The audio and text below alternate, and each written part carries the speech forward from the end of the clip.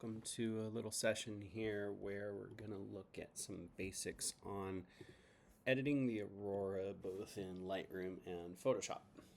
I want to show you guys just a simple workflow that I've been leaning on for quite some time here, and really takes 30 minutes, 20 minutes for a photo to get done, depending on if I have anything fussy going on.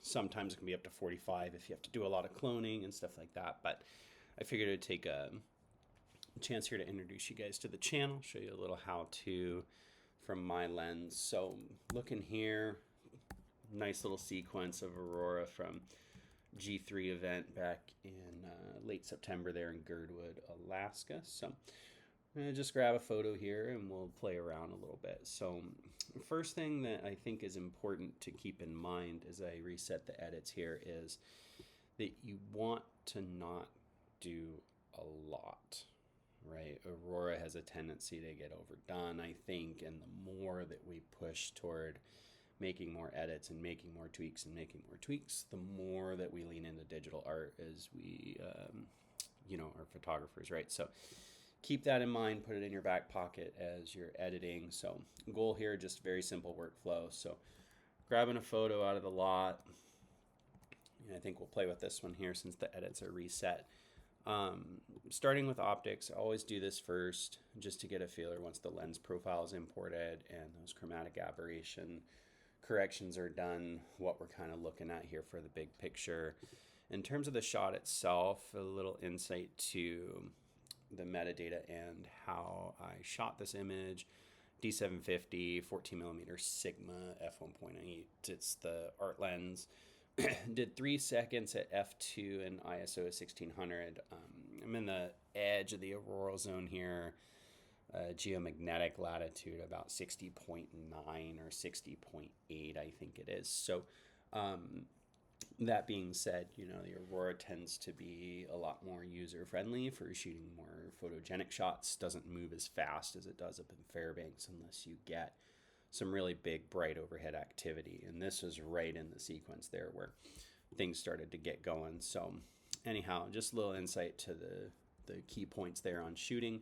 So done my lens corrections there, right? Only other things that I really like to do in Lightroom is a little bit of noise reduction and then softening, right?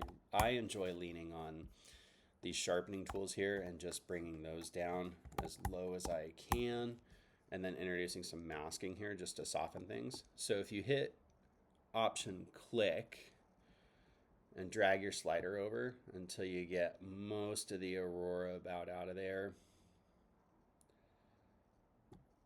that'll soften things up for you a little bit.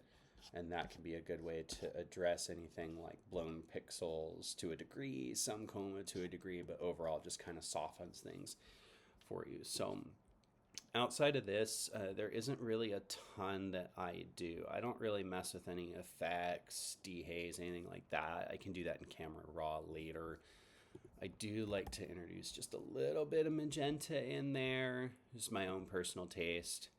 And then in terms of like exposure and stuff like that, I might do a little exposure bump in Lightroom, but I'm not going to do very much because a lot of the work is going to get done over in Photoshop, right? So when I move over into Photoshop, you're going to see a lot of different things happening with duplicating and merging and so on and so forth, right? So always save a master copy.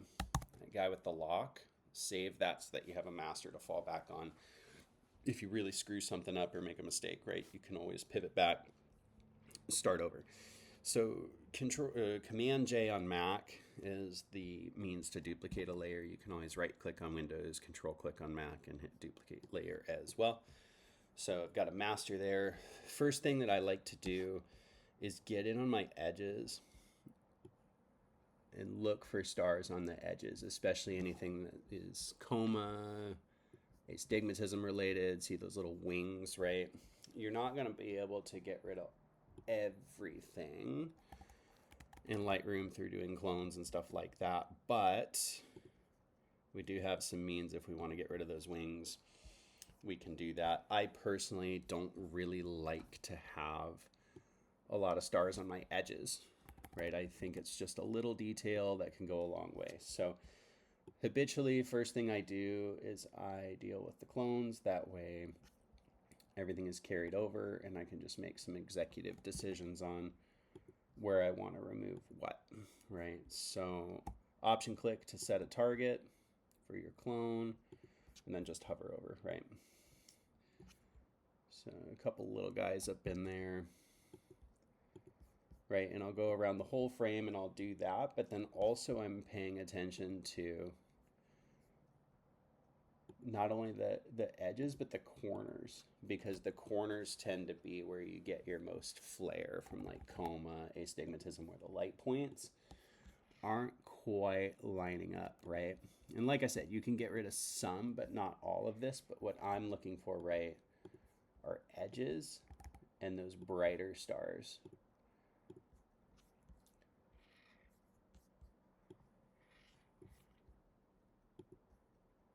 So that tends to be where your light points don't want to cooperate the most.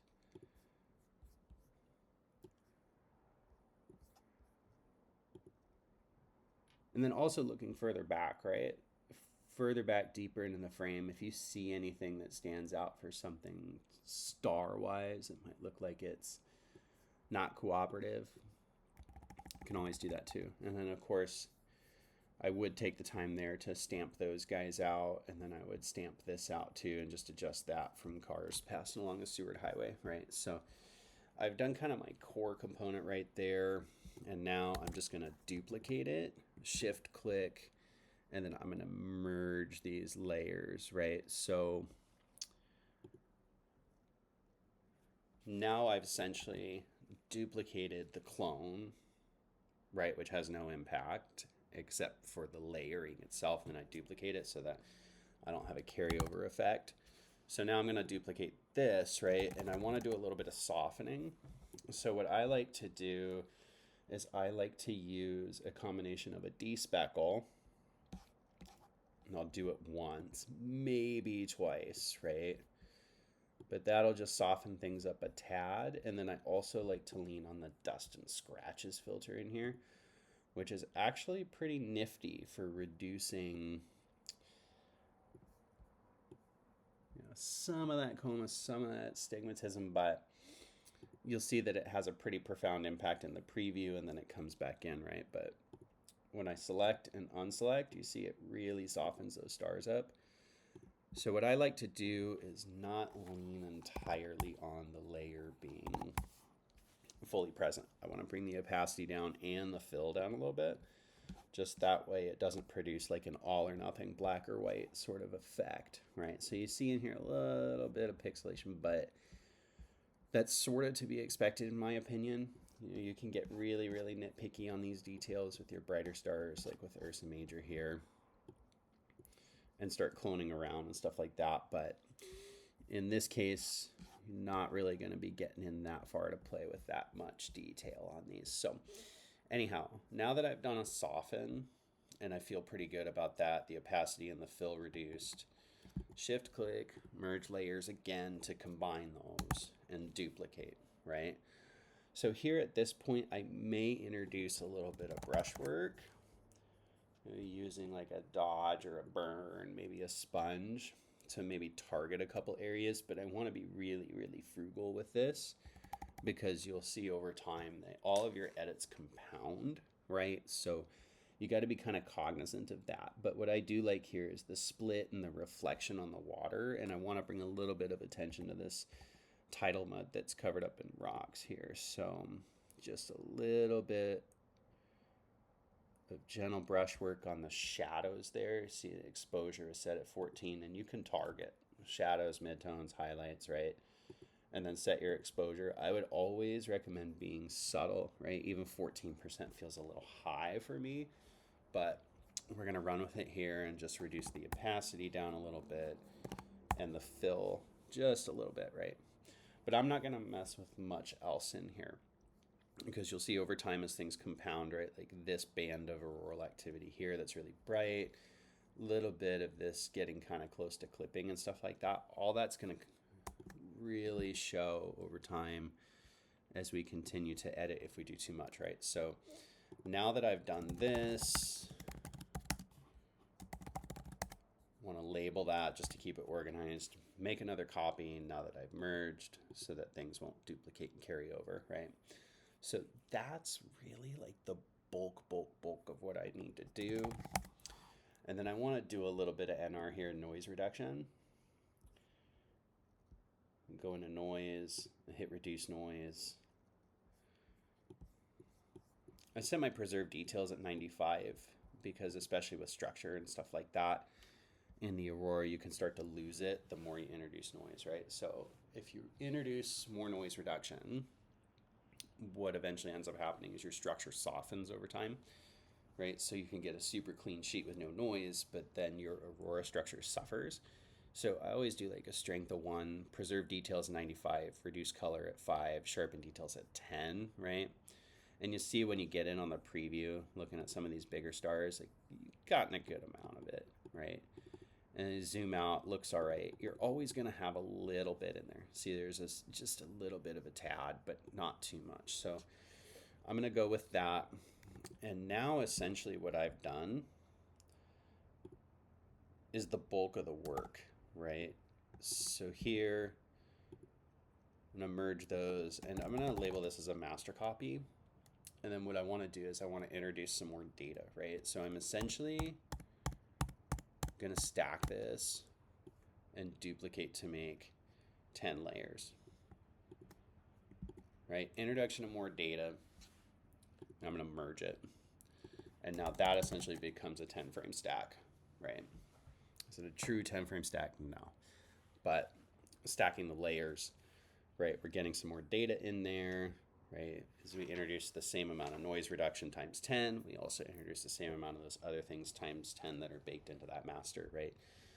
But really, you don't see the compounding effects in here. So now I'm starting to feel pretty good with the stack, and like I want to do a targeted mask. So in here, what I want to do is I want to introduce a camera raw filter, which I absolutely love. And what I realize I want to target, right, is this area down here by the mud, maybe some of the reflection. And then I want to introduce some targeted areas in here where I'm going to introduce some more exposure, right? So I'm just going to look at like 0.2, see if I'm getting some of that structure to come out that I want. And then also paying attention to how my highlights are also commingling and interacting with that. So about 0.25, right? My greens are starting to come in. My highlights are starting to get pretty close to the edge. You see the histogram over there. And I also see Ursa Major wanting to pop out a little bit. So quarter stop here looks all right. So you'll see that the whole frame has been updated. So what I want to do is I want to click on this little button down here to introduce a layer mask. Hit Command I to invert the layer, and you see that it's gone away. Command I again. Command I has it off, right? So now when I hit B on my keyboard, I introduce the brush tool over here, right? And you see over here you have this toggle for black and white. Well, this is how we actually play with the mask, and we introduce a targeted means.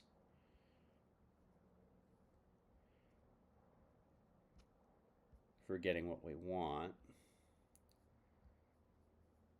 to show and blend in. So here again, I'll introduce a little bit. Just want to show off that reflection a bit. And then over here, you'll see that the black canvas is getting filled in by the white there for where we're targeting. If you hit Option and click on the mask, you can get to a toggle here to specifically make sure that you're getting fill-ins on everything you want. Corners, edges, those tend to be a little bit fussy, but you can also kind of see from here maybe where you want to play around a little bit, or maybe where you want to close a gap, right? So I'm eyeballing that. Do I necessarily want to close this gap? Not in this case with that car and those headlights back there. I would clone those out, but for an informational video, we'll just leave them there, right? And I see like in here, I can introduce some here. I can bring this out a little bit. And then I can just option click again. You see how that edge didn't quite want to go all the way there. And I can expand that out a little bit. Maybe smoothen that. And I want to get that bottom edge just right there. So, introduction of light, right? And then I want to go ahead and do some sharpening. So, what I would recommend is once you have your stack, leave your layers in place.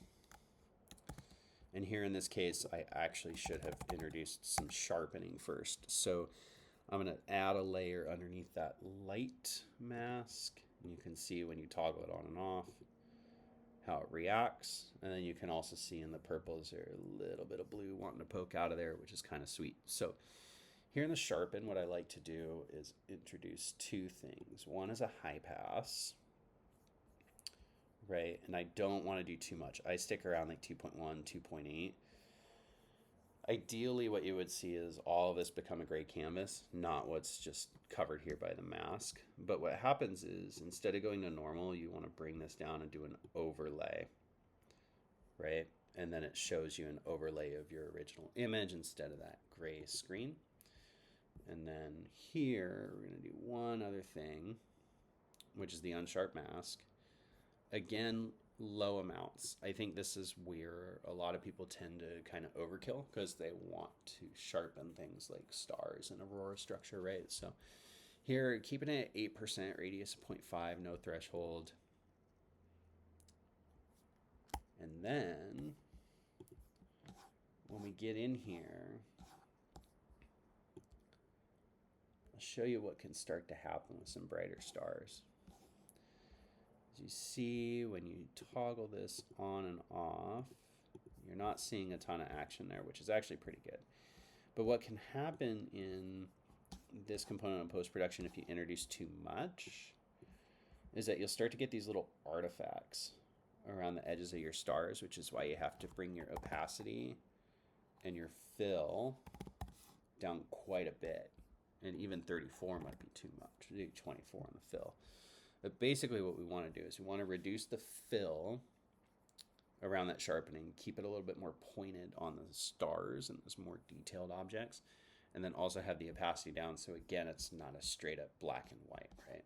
Because the more you introduce the sharpening, the more you introduce the potential for noise as well in your backgrounds. So here I'm thinking that looks okay at 28 and 24 for opacity and fill. And then at that point, right, I introduce my light and be okay with that. And here at this point, I might do like a global adjustment of some exposure, just because I know translating from a screen to a phone, especially when you're on social media posting these things, can always mean that you're a little bit dark at first. So just a new adjustment layer, adding some exposure, right? Your new layer prompt will come up and look like this. And we can keep it right there. And, you know, I might start at like a quarter stop, see how that looks. See how I'm introducing some clipping right there. See at 0.2, it's reduced. At 0.1, it's more reduced. But the other thing you have to pay attention to is starting to introduce some banding, which can happen.